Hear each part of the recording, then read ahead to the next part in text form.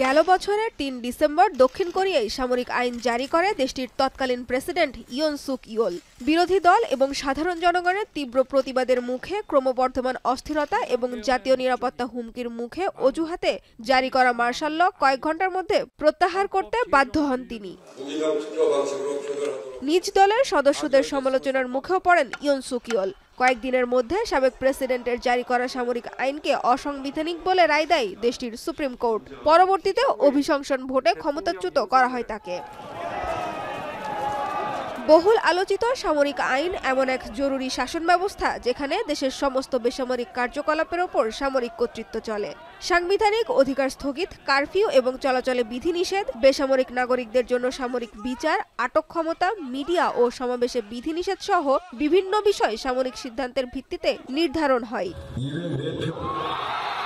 প্রতিবাদের মুখে দক্ষিণ কোরিয়ার সামরিক আইন প্রত্যাহার হলেও বিশ্বের বেশ কিছু দেশে এখনো বহাল এই আইন। ২০২২ সালের ২৪ ফেব্রুয়ারি রাশিয়ার আক্রমণের পর স্বঘোষিত সামরিক আইনের অধীনে চলছে ইউক্রেন।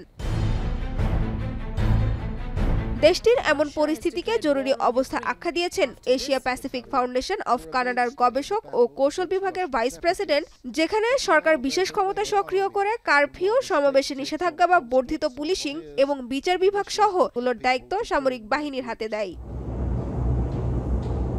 এসব বিধিনিষেধের বেশিরভাগই ইউক্রেনীয়রা গ্রহণ করলেও সম্প্রতি প্রেসিডেন্ট ভলোদিমির জেলেনস্কি সরকার দুর্নীতির ক্রমবর্ধমান অভিযোগের মুখোমুখি হওয়ায় দেশের রাজনৈতিক জবাবদিহিতা এবং স্বচ্ছতা নিয়ে প্রশ্ন উঠেছে সাধারণ জনগণের মনে। ২০২১ সালের ফেব্রুয়ারিতে এক অভ্যুত্থানের মাধ্যমে মিয়ানমারে অং সান সুচির নির্বাচিত সরকারকে উৎখাত করে ক্ষমতা দখল করে দেশটির সেনাবাহিনী। সামরিক সরকার তখন থেকেই কয়েক ডজন শহরে সামরিক আইন জারি করেছে, বিশেষ করে ইয়াঙ্গুন, মান্দালয় সহ প্রধান শহরগুলোতে। কমান্ডারদের সামরিক আদালতে বেসামরিক নাগরিকদের আটক, বিচার এবং মৃত্যুদণ্ড কার্যকর করার ব্যাপক ক্ষমতা দিয়েছে, যা দেশের কিছু অংশকে পূর্ণাঙ্গ গৃহযুদ্ধের দিকে ঠেলে দিয়েছে। সামরিক আইন বলবৎ অঞ্চলে ইন্টারনেট সংযোগ বিচ্ছিন্ন এবং গণগ্রেপ্তারের ঘটনাও ঘটেছে। প্রায় ৪ বছর পর গেল জুলাইয়ের শেষ দিকে দেশের কিছু অংশ থেকে জরুরি অবস্থা তুলে নেওয়ার ঘোষণা দেয় সামরিক জান্তা সরকার। আগামী ২৮ ডিসেম্বর জাতীয় নির্বাচনের তারিখও ঘোষণা করে। দক্ষিণ পূর্ব এশিয়ার আরেক দেশ থাইল্যান্ড পুরোপুরি সামরিক শাসনের অধীনে না থাকলেও পাত্তানি, ইয়ালা এবং নারাথিওয়াত সহ দেশের দক্ষিণাঞ্চলীয় প্রদেশগুলোর কিছু এলাকায় দীর্ঘদিন ধরে জরুরি অবস্থা এবং নিরাপত্তা আইন জারি রয়েছে, যা সামরিক আইনের মতোই সেনাবাহিনীকে বাড়তি ক্ষমতা দেয়। সম্প্রতি কম্বোডিয়ার সাথে সংঘর্ষের পর থাইল্যান্ডের সীমান্তবর্তী জেলা চান্থাবুরি, ত্রাত এবং সাকাও প্রদেশেও সামরিক আইন ঘোষণা করা হয়েছে। এছাড়া বুর্কিনা ফাসাও, গিনি বিসাও, মাদাগাস্কারে সামরিক শাসন জারি রয়েছে।